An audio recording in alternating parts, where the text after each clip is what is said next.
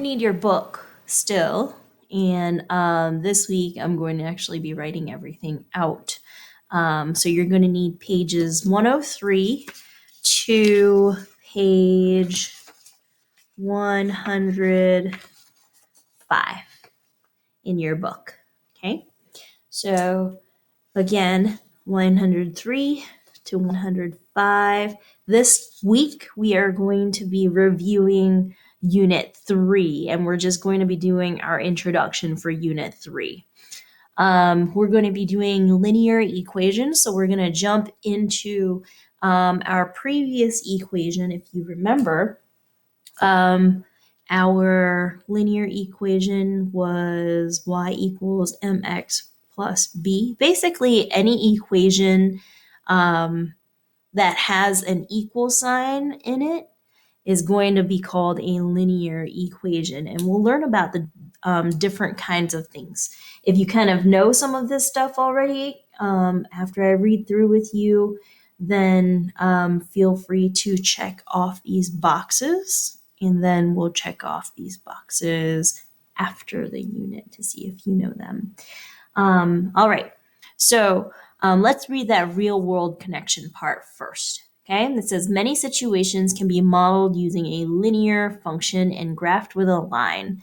When you are comparing two linear functions, you often look for what they have in common. A bakery owner may have one function for the number of cupcakes she can sell in 1 week at her current price. She may have another function for the number of cupcakes she can afford to make in 1 week. Examining two functions together will give the perfect price for her cupcakes. She could use this information to decide how much she can increase the price of cupcakes to make a bigger profit, yet still keep her customers coming back for more. So in our unit, we're going to be writing linear equations in slope-intercept form. So you're going to be solving linear equations instead of just finding them on a graph. You're going to actually be solving for them. And you're going to be finding different numbers for different variables for y or m or x or b. And we're going to be solving so that we can find what y or m or x or b is. And we're going to look at it in possibly different forms. Sometimes you'll see the equations that we are working on, and they will look something like this. And we have to make it into this y equals mx plus b form right here, or make it in a form where we can understand it and know that we can always go back into this equation here. Okay. So first thing you're going to do, let's read through this part right here before we start our unit even. And we're just going to introduce and do some vocabulary checks today. And we're going to talk about different ideas on how we solve linear equations. So this kind of just helps you see what skills you'll be learning so that you can take some ownership in the process. We're going to begin a unit of new lessons. And in all the lessons in this unit, we're going to be learning about solving equations, and then we're going to solve systems of equations. So this is maybe like a system that we might start off with and it's unfamiliar. So we are going to convert it into something that we already know. Let's read together the different I can statements and see if we know some of these skills or not. Okay, so right here it says I can graph proportional relationships. And then here it says compare two different proportional relationships.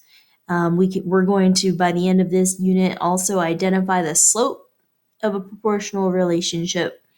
And then we're also going to be able to graph a line represented by an equation, even if it's in this form or in this form. And then, so this time around, I might give you this equation, the y equals mx plus b. There might be different numbers in the y and the m and the x or in the b, and you might solve for it. And we're also going to solve linear equations in one variable. So we might have to find y. But since y is on both sides here, We're going to learn how to move variables from one side of the equation to the other, or move a number from one side to the other to solve. We're going to give examples of linear equations that has no solution or has many solutions. So we're going to basically learn to solve these linear equations, okay? And again, linear equations is basically making a line on our graph. If you can make a line, the key word here is linear, okay? So if you can make a line, it's a linear equation. Equation basically means that there's an equal sign in the problem, somewhere in the problem. There's an equal sign here, there's an equal sign here, there's an equal sign here, equal sign here, equal sign here. That means these are all equations. Okay, and then the last part is solve systems of linear equations. For example, if I give you this equation, I want you to solve for x, meaning I want you to find the answer for that x right there. So I might have to bring the y over, switch the x around, so on and so forth. Or I might need you to find x here, and maybe there's a given y if I give you a picture of a graph and you pick a point. You'll learn all of that during this unit. Okay, so go right now. What I want you to do is check off any boxes that you think you already know before the start of this unit. I might know how to find a slope, but I might not know how to solve an equation yet. I might not know how to find solutions or figure out whether or not there is a solution or have one here. Okay. Our next thing we're going to do after we're done with page 103 is I want you to turn to page 104. And we're going to start building our vocabulary. Okay, these are some of the words that we're going to be using in Unit 3 in learning how to solve for equations. So some words we already know. A linear function. Okay, that's basically any line that's a function on this graph here. Okay, or a unit rate. Okay, that's our price over unit. Okay, we did a project on that. And a slope is anything that isn't a flat line. Okay, so if you have your graph, a slope is any form and it's not a flat line. So that's a review. Okay, if there is just a straight up flat line, that means it doesn't have a slope. That means we're not going up any hill, we're just going constantly in the same direction. And we have a y-intercept, meaning if there's a line drawn here, our y-axis, and the line intercepts with our y-axis, that means that this point right here is our y-intercept. Okay, so let's build some of our vocabulary. Okay, we're going to look at the directions right here. It says below are the terms you may know, and if you know them, write the definition and provide an example or a sketch. If you don't know them, leave the space blank, and we'll discuss the terms together. It says use what we learned through discussion to fill in the blanks and the spaces to provide additional information for each term. Okay, so we're going to read through and we're going to come up with possible definitions for unit rate, slope, y-intercept, and linear function. And again, we're just reviewing these words right now. So a unit rate, you might have a part of a rate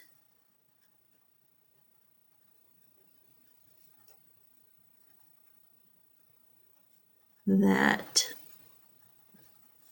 is being compared to 1. Okay, so we're just comparing our rates, and they might be different for each one. For slope, maybe we can say that it is a number that tells the steepness of the line. Or you can say something like it's the rise over run for any 2 points on a line.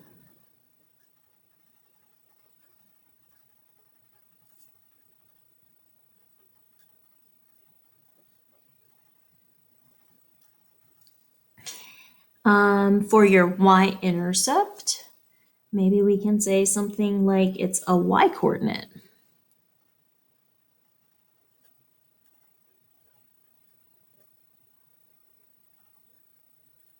of the point where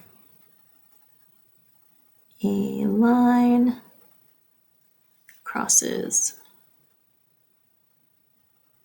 a y-axis. And then our linear function is a function with a graph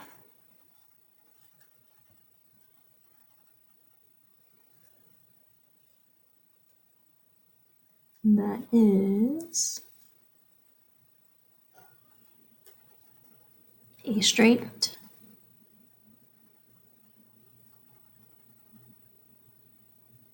line that is not vertical, meaning it doesn't go up and down.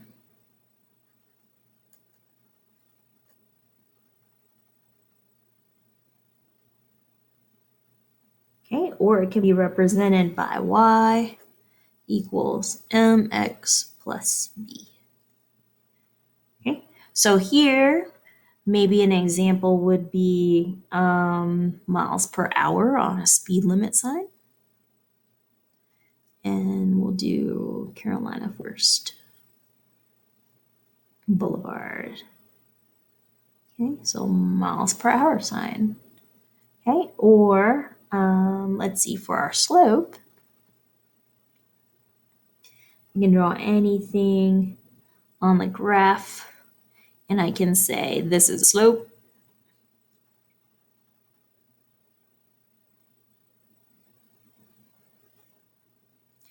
And then I can say, just like we did up here, maybe I'll say this line is not a slope because it's a flat line. So that right there, not slope. Okay, and then here, our y-intercept is basically anything that crosses this y-axis right here. So I can say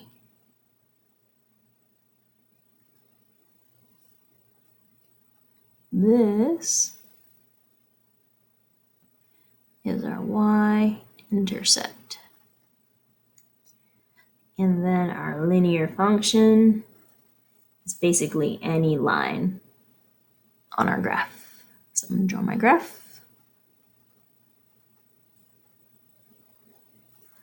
And maybe I'll draw a line going down this way this time. Okay, so this guy right here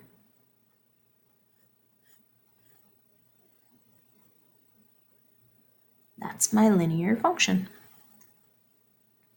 Okay, so let's look at the read and write, the real world connection down here on page 104. It says reread real world connection on the previous page. That's the one with the cupcake. What would a graph showing the number of cupcakes the baker can sell at different prices look like? And what would the graph showing the cost for making different numbers of cupcakes look like? Explain your ideas. Okay, so in this part, we're going to be able to maybe sketch a graph and share some ideas. How many cupcakes do you think she'd sell if the price was $0? Probably nothing, right? So that's my first point here. She sells nothing, she gets no money. What would happen if the number sold as she raised the price? Okay, so what would that look like? So number of cakes sold, cupcakes sold. Okay, and if she raised the price, maybe it would look something along the lines of this. Okay, and then that was from our previous unit in unit 2. So the more cupcakes she sold, or the more cupcakes she sold, the more she would make. So if she had maybe 15 cupcakes and she sold, maybe the prices would go down after she sold enough cupcakes. Okay, or maybe it costs a lot of money. The more supplies you make, the more cupcakes you're going to make. So maybe the prices will go up after she buys more supplies for her cupcake. Okay, so different models are going to give us different ideas. Okay, after we're done with page 104, the next thing we're going to do is we're going to look at page 105. Okay, this is a super important page. We're going to start talking about different concepts here. Okay, so the first thing we're going to do before we even look at anything else is we're going to study a graph and what the graph looks like. Okay, these vocabulary words: origin, ordered pair, proportional relationship, linear relationship is not proportional, intersecting lines, parallel lines, y-axis, x-axis, y-intercept. Okay, these are all a part of an axis. Okay, your axis is your y-axis and your x-axis. Okay, the axes, we're going to, on this axis, we're going to create an image or a sketch to help us determine different parts of this graph and what these actually mean. So, for example, the word origin. Okay, this right here is your origin. You're going to label it origin. Okay, this is where your starting point is. Wherever your y-axis and your x-axis intersect is going to be your origin. And when it intersects, that means the line is hitting the other line. So this line on this y-axis here is hitting this x-axis here at 0, which is why it's called its origin. Okay? An ordered pair is a point on a line. So I'm going to pick 1, 2, 3. We'll pick this one right here. Okay, an ordered pair are two numbers. The first one is your x-axis number. So I moved over 1, 2, 3 places, and that's why that 3 is there. Okay, then I'm going to put a comma. Then I'm going to count up on my y-axis. So 1, 2 to hit that line right there and that point right there. So that gives me 3, 2. So again, this is the number on my x-axis, meaning I moved 1, 2, 3 places to get to this point on this line right here.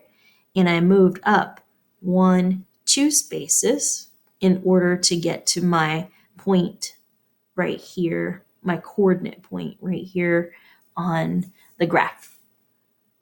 My next one is a proportional relationship. So if I had something that's a proportional relationship, I'm going to do this one right here.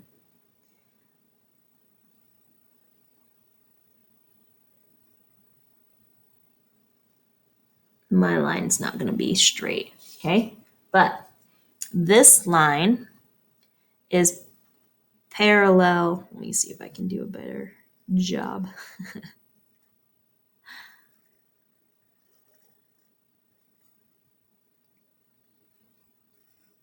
There we go. Okay, so this line is never going to hit this line. Okay, Miss Wynn can't draw straight lines. Okay, but this line is never going to hit this black line right here. That makes it a linear relationship, and that shows that there's a proportional relationship to it. Okay, so this line is a proportional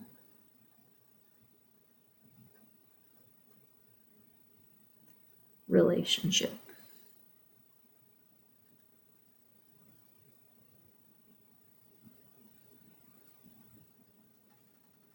Okay, if, for example, the linear relationship intersected, so if this line were to hit this line, this pink line was to hit this black line, because these arrows mean the lines are going to go on forever and ever and ever and ever, and it's going to be infinite.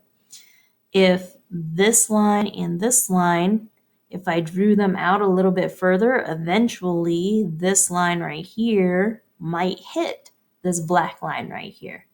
That means that it's not going to have a proportionate relationship. Okay, the next word is intersecting lines. Okay, so if I drew a line, let's draw a line through here. Okay, so if I drew a line through here, this right here and this line right here are both intersecting lines. Okay, because this line hits this line right here. And when they hit each other, we call those intersecting lines. Our next concept are parallel lines. Okay, these two lines don't ever hit each other, so we call those parallel lines.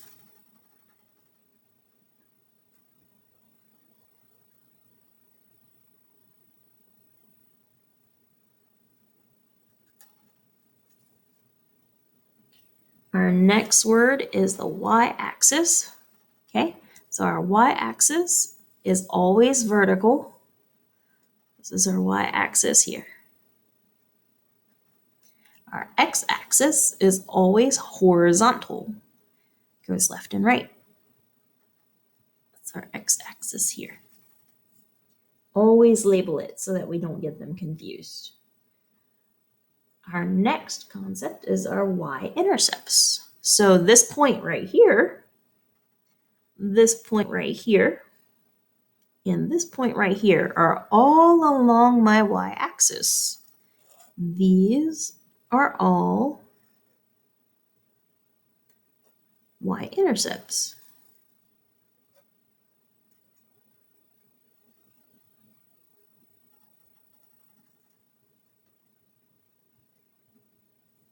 And that is what we're going to do. That's our first concept that we're learning in order to figure out how to label our graphs.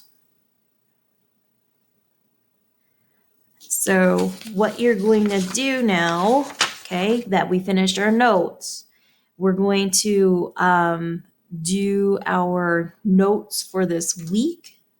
So you're going to need, we're going to do notes, like physical notes for this week.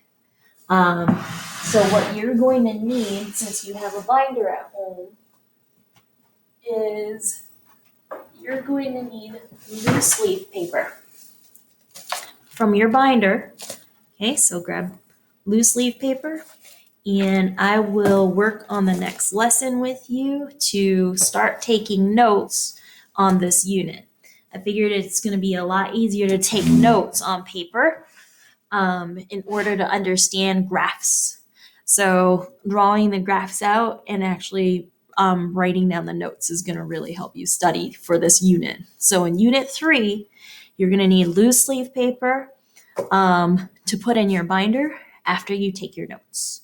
Okay, so I will see you in the next concept, and we will start working on our next part of Unit 3, Lesson 1 next week.